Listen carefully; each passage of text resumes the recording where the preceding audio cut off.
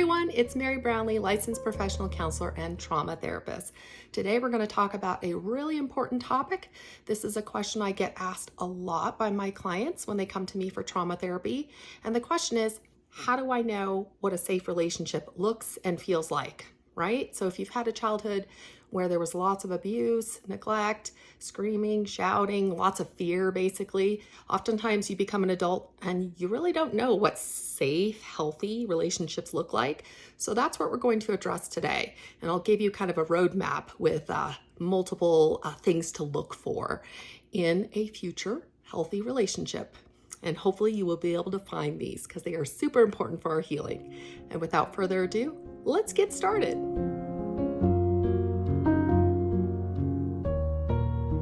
Okay, let's start with what is safety in a relationship, okay? And it's gonna have these 4 key things. Trust.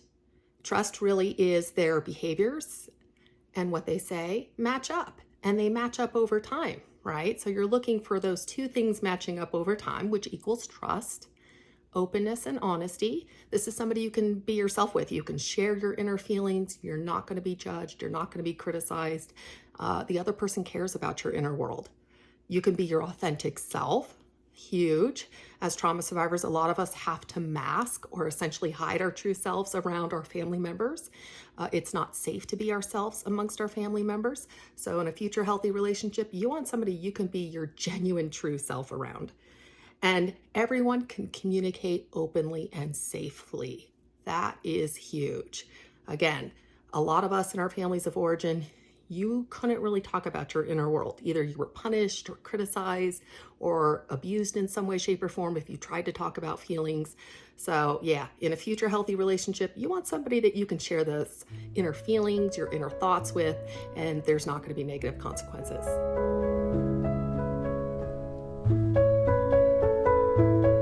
Okay, we're on to green flags in healthy relationships. So these are flags you should be looking for. In a future video after this one, I'll be going over the red flags too. So you'll have both sides of the equation. But for today, we're talking about green flags. All right, number 1, you feel respected.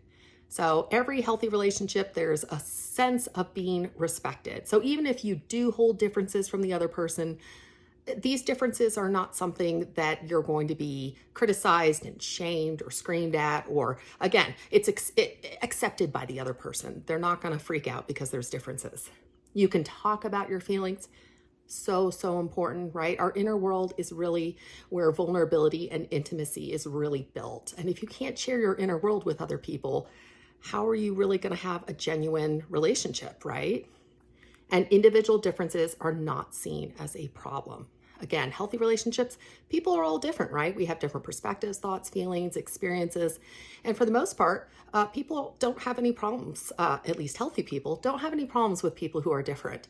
But you'll see very much with either toxic or narcissistic individuals or in unhealthy families, for example, differences are not tolerated and they're seen as like bad and not good and shameful. So these are the first 3.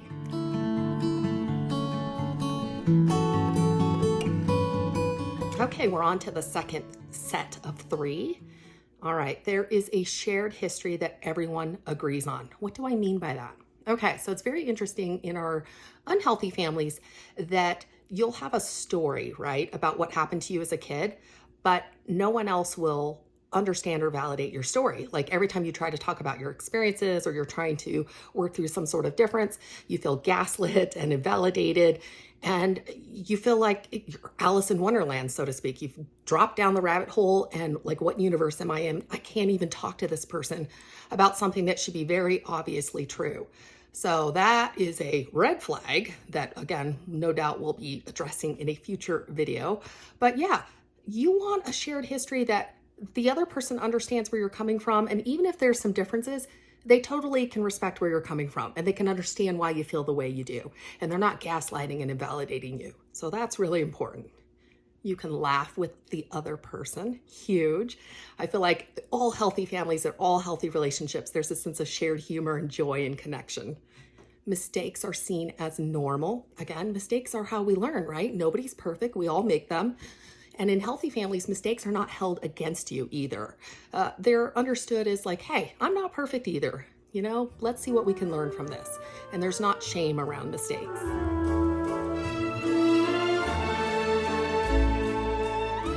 Okay, we're on to the third set of 3. What you communicate in confidence remains private.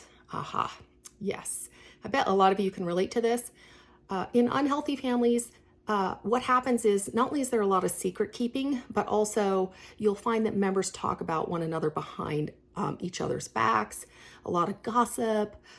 You never can really feel safe. God forbid you share something in confidence. It's always shared with other members of the family, and then it gets back to you that so-and-so was talking to so-and-so, and this could be something very vulnerable that you did not want shared. So again, trust, right? You can't trust other members in an unhealthy family. But in a healthy relationship, you can absolutely share things in confidence, and they will stay that way. They won't be shared with others. Empathy and compassion are common, okay? So instead of the maybe once in a rare blue moon that you might see empathy and compassion in an unhealthy family, if at all, in normal, healthy relationships, empathy and compassion are the norm. It's like easy being with the other person. And again, differences might happen. That's fine. Sometimes conflict happens. That's fine. But you're able to work through it, and you're able to dialogue about it, and the other person cares. They have empathy and compassion for your inner world and your feelings. So that's really important. Your body feels safe around the other person. Oh, I added this one. This is so important to me. Not only myself as a trauma survivor, but I teach all my clients to start listening to what their bodies are telling them. Our bodies are great safety detectors. So again, fight, flight, freeze, fawn, our body's nervous system is primed for survival, and it knows who is threatening and who is not. Pay attention to what your body says. If your body says this person across from me is fundamentally not safe for me, you're probably onto something there. Start paying attention to your gut instincts, because your body knows who is safe and unsafe for you.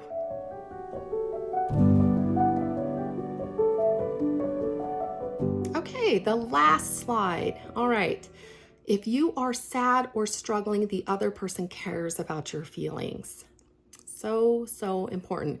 How many of you growing up in your families, if you were sad or upset or crying, no one cared about your feelings? In fact, a lot of times what we heard was like, go in the other room if you're going to cry like that. I don't want to hear it.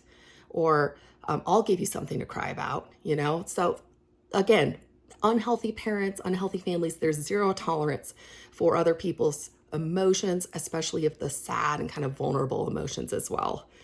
So yeah, in a healthy relationships, the other person can tell that you're struggling with something, like, oh my gosh, are you okay? What's wrong?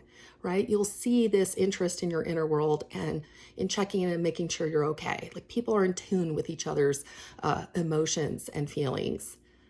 You feel valued by the other person. So very important. Again, in unhealthy families, you're not really going to feel valued excuse me, by any person in particular. It's a very lonely, isolating experience for a lot of victims. You feel seen, heard, and understood. So very important. Again, you can communicate, and they're going to care about what you are communicating, even when there's differences. And you can depend upon the other person. Yeah, like think about of all your family experiences or any experience in an unhealthy relationship, could you depend upon that person, like emotionally, or maybe with things that came up, like a medical emergency, for example? How dependable and reliable was this person? So these are just some of the things that encapsulate a healthy relationship, green flags, so to speak, to look for, but by no means are these the only exhaustive list. I'm sure I missed a few, but as I mentioned, I'll be doing another video on red flags to watch out for in unhealthy relationships in my next video. So stay tuned for that. And as always, thank you so much for watching, and I'll see you in the next video. Bye, everybody.